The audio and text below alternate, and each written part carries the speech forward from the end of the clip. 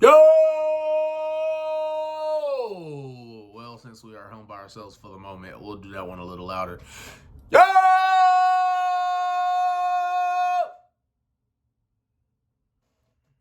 Good job, Project Man. Today we got to talk about what transpired last night as I'm recording this video, Saturday night. So last night, what happened on Smackdown, it was a okay show, because on one hand you can say that there was some good matches for the Elimination Chamber, or qualifying, but the other thing though is kind of like those qualifying matches. But even if those matches were good or bad, did it really hype you up for the Elimination Chamber just because people qualified for it? It's kind of like saying, well, I'm hyped for Money in the Bank because I saw Money in the Bank qualifying matches, so I would have preferred more interaction like how they had with LA Knight and Drew McIntyre when LA Knight started cooking up Drew McIntyre, cooking up to about 350 degrees, you know what I'm saying?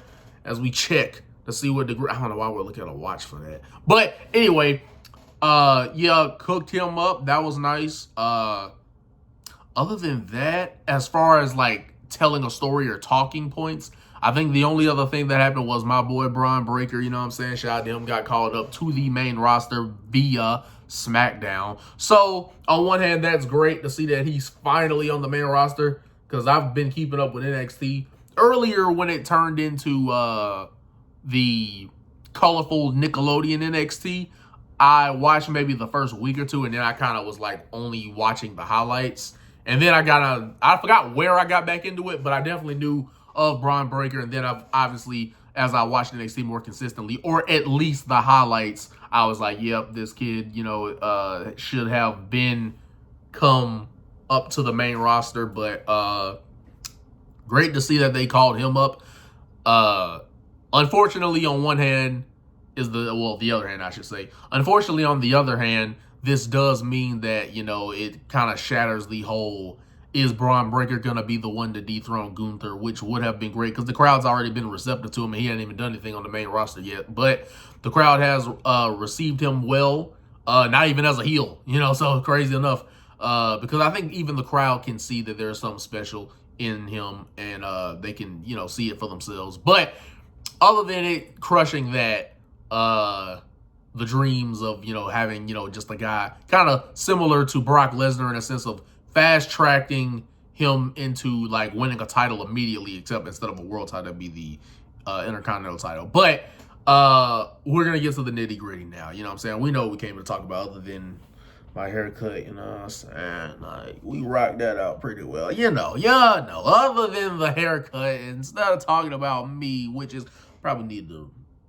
Well, I have watched, but I need to probably thoroughly watch it a little more. All right, I'm getting off topic, but we need to get to the real deal, the main thing that everybody's coming for. We get to Roman Reigns. As he comes out into the center of the ring, took about 3 minutes to get to the ring, but that's usual. But came down to the ring and said, Salt Lake City! And the crowd's going, woo! Where's Salt Lake City? He said the name of our city. And he says, acknowledge me. And they go, woo! Well, it's like, yay! And then there's like a smaller pool. I truly think it's probably more people actually acknowledging him than not. So that's the thing that makes it interesting. I think they're not as vocal about like them being essentially, hold on, what is that? Essentially, they're not like as like just, oh my God, we want Roman Reigns' title reign to be over. Now, I do think they will be like that if Cody doesn't finish the story this year. I do think they'll probably be a little more like, he's still champ. But they've actually still been acknowledging him pretty well. But, so then he says, and obviously I'm not doing it verbatim, but, the same thing. I'm barely paraphrasing. Can I be honest with you guys? And they're like, whoa, what do you mean, man? You're usually honest with us. Of course you can be honest with. Give it to me. All right, I can take it. You be honest with me. And then they're like, what? Please be honest. Nah, they didn't chant that. But Roman says, you all are a bunch of idiots. And they're like, oh, boy, we didn't know when you meant be honest. We didn't know you were going to be talking about us, bro. We didn't know about that type of honesty. Maybe you should have said, this honesty is going to offend you. So are you sure you want it? Maybe that's what he should have said. But either way, we keep going, we keep rolling, and he says, nah, I'm not talking about I'm actually going to close this computer. Just get on nerves. I'm actually not going to, I'm not talking about individually. I'm saying when you guys are all, but by the way, if you don't know what this is, it actually controls the lamp that's on the other side, if you didn't know. But he is like, not individual. Man, I'm talking about like, when you're all bunched up like this, y'all look like a bunch of idiots. And they're like, well, it's still a boo. So then he was basically saying, and calling them idiots and saying that when The Rock comes out here, his cousin, right? When he comes out here, I don't want you guys to go on, oh my God, yeah, he's so cool, he's so funny, let's start doing the catchphrases. He's like, nah, that's not what this is tonight, because tonight is very important, and everything that comes out of our mouths are important. And then, so yeah, he was basically telling the crowd not to ruin it, and then we heard, if you smell what The Rock is cooking. And then his music plays. He comes down to the ring. I'm hyped. I'm ready to see him. And it takes a little second, man. It's like, it will really, let me put you in perspective. So, how guys, how it's like, the rampway seems a little dark when the superstar didn't come out. So this kind of how it looked.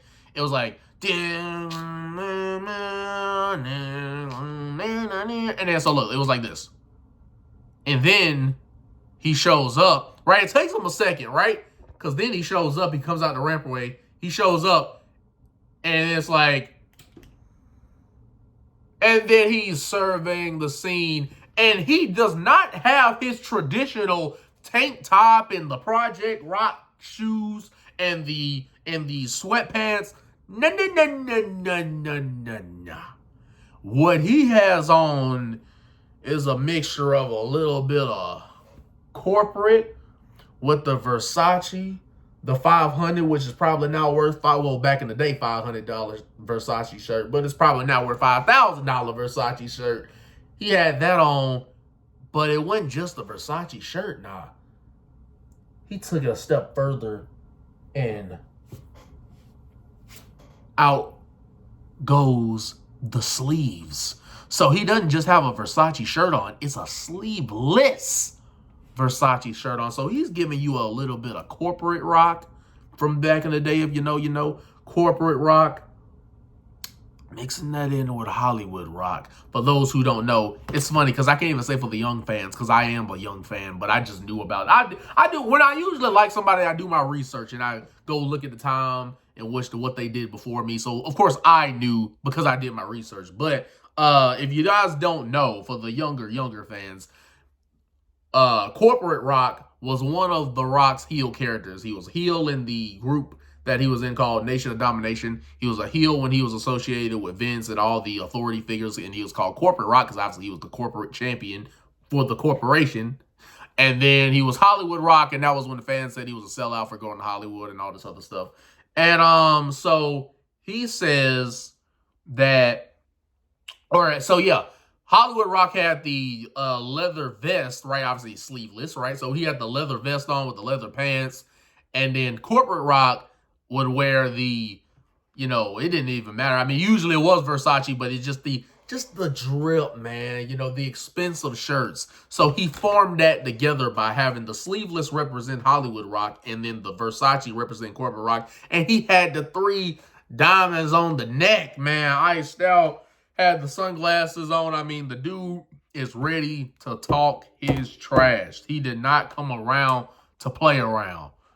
Man, he was ready. He was locked in. Of course, looking jacked, packed, stacked, and ready to go. He gets to the ring, and he doesn't start off with, finally. No, actually, he says, Now, before I drop some gospel on you, he says, Salt Lake City, again, this is not verbatim, but Salt Lake City, you have broken an attendance record, sold out arena. This is the, I think it was like the most amount of people maybe in that particular arena or whatnot. In that particular, it's not a stadium, obviously. In that particular arena, I think that was like the most tickets that have been sold in that arena because it was sold out. Not a seat left, as The Rock said. And they were like, woo, we broke a record. And he was like, no, not just for the city of Salt Lake City, but for the entire Utah attendance record. And they go, woo, thank you, Rock. Oh my God, I can't believe we broke the record. And he was like, well, you see, that's the record, but the record that you broke, or kind of along those lines, he was like, and the record that you broke was being the biggest, he said the largest. He said being the largest gathering of trailer park trash that The Rock has ever seen. And they go, oh, trailer park trash?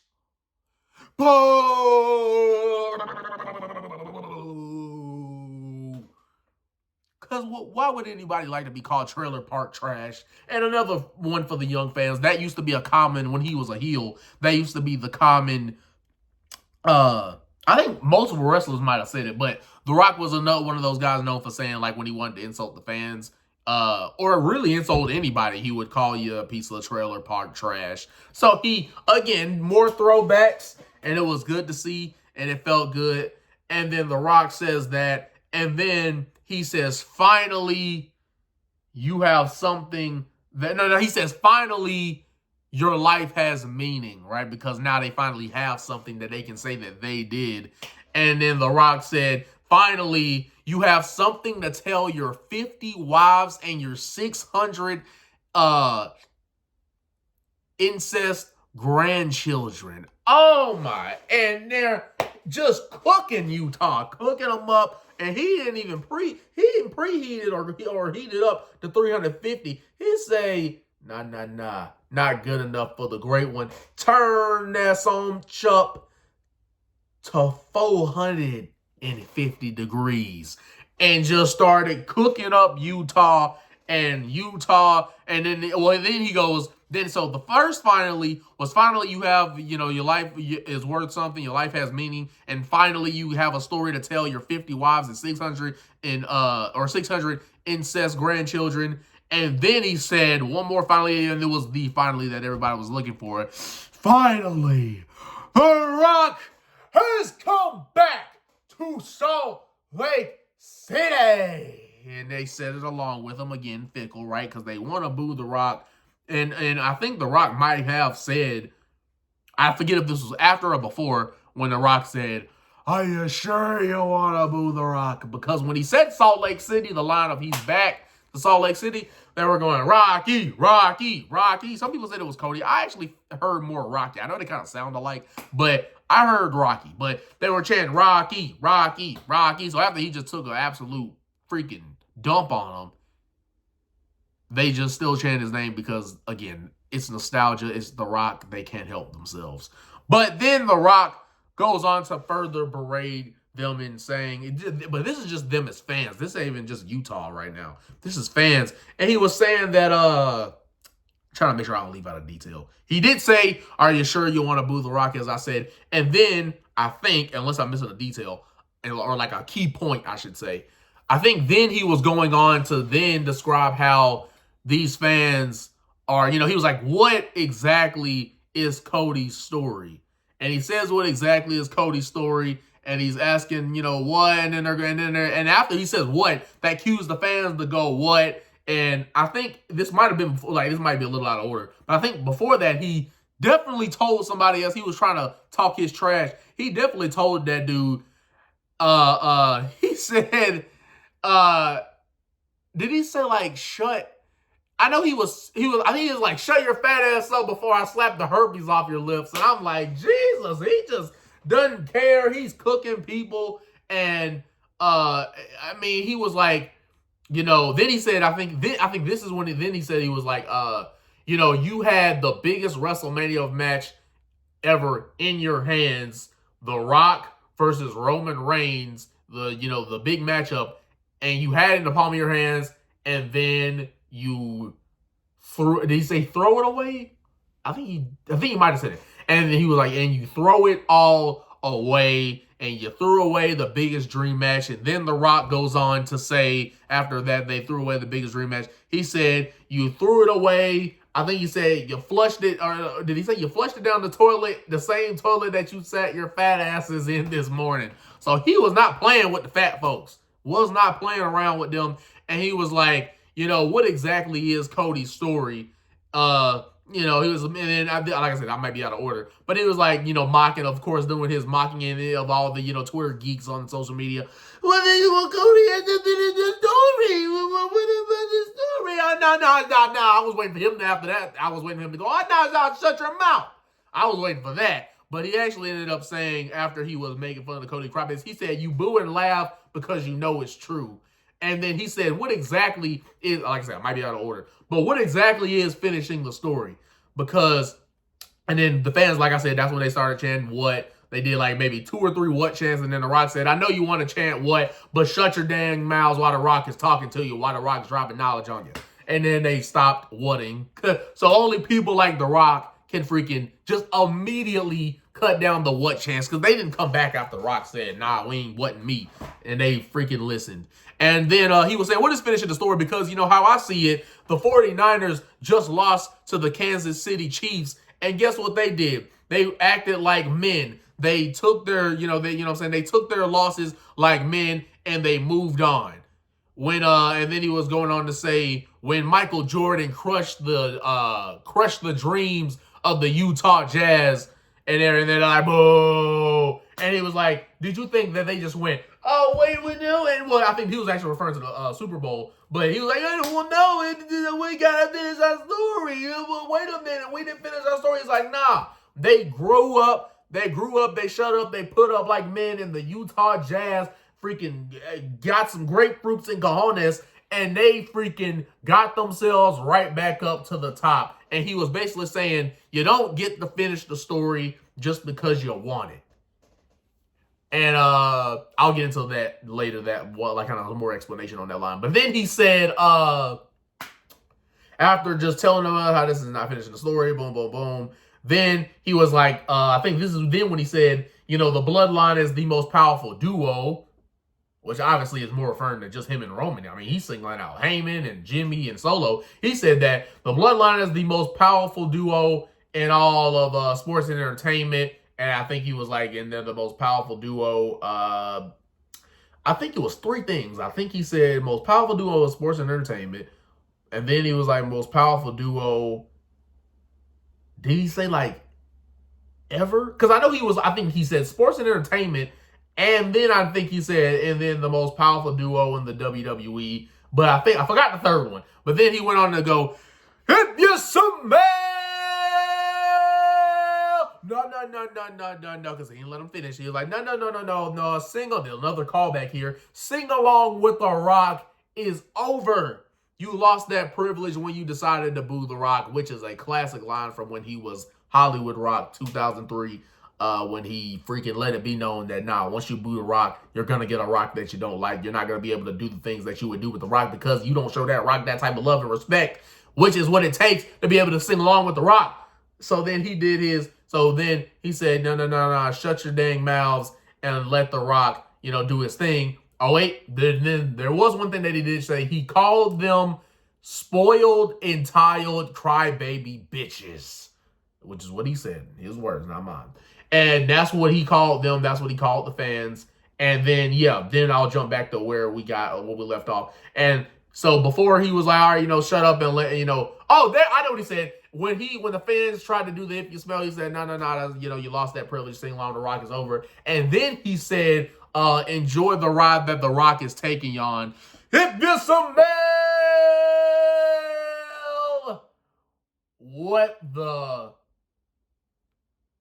Bloodline is cooking. throws the mic.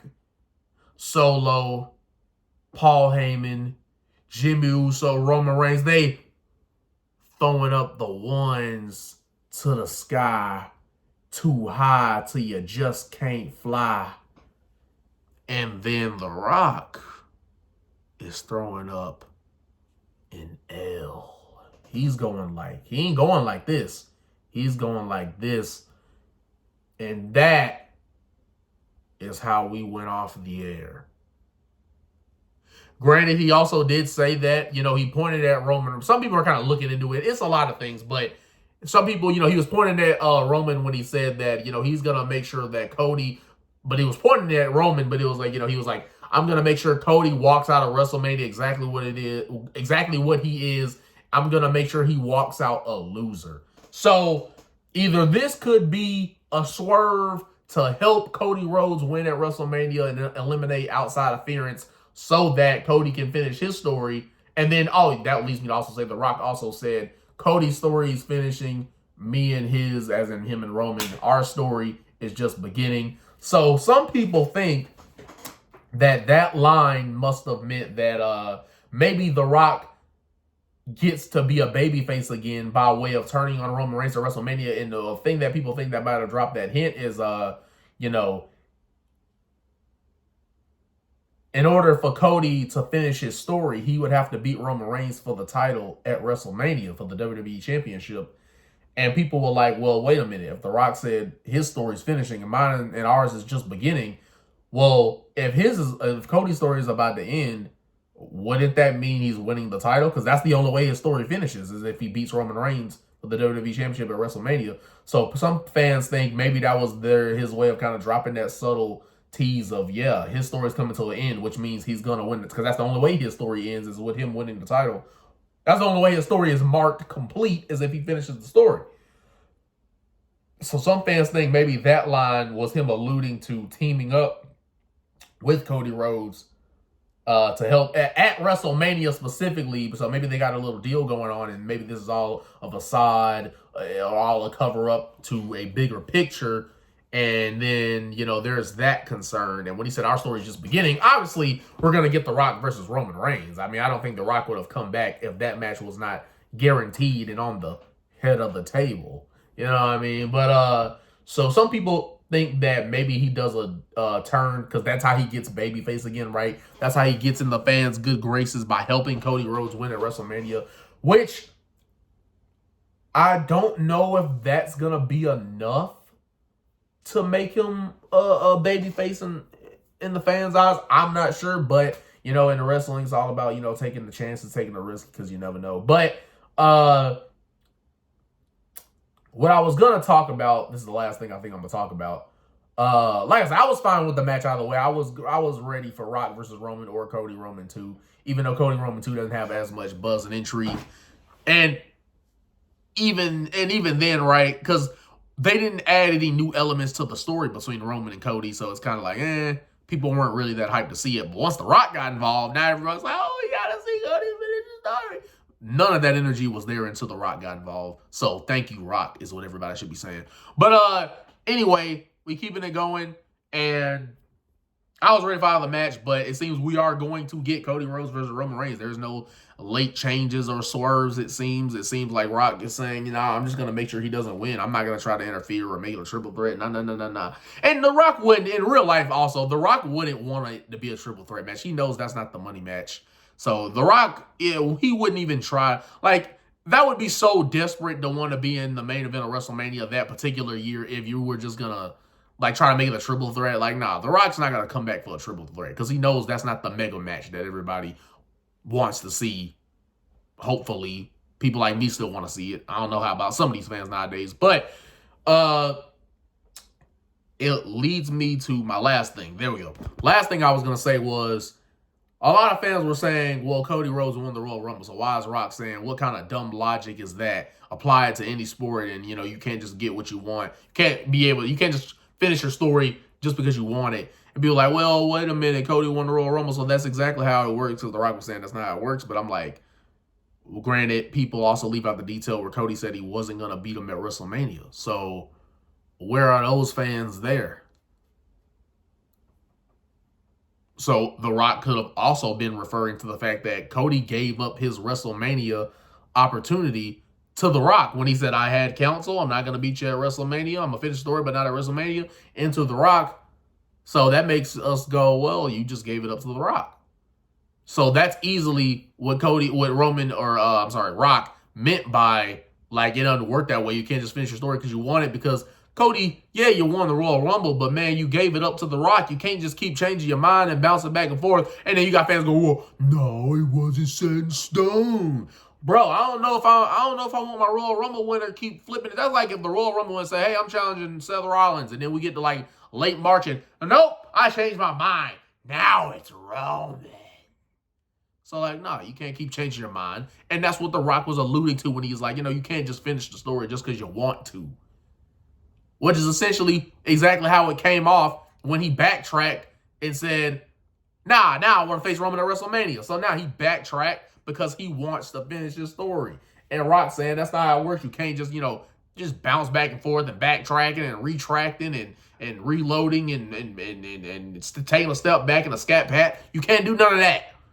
But that's what The Rock was alluding to. So for the fans that were like, well, he won the Royal Rumble, Rock doesn't even understand it. No, shut your mouth. Yes, he does. You guys aren't letting the man work his magic because you're thinking too deep in everything.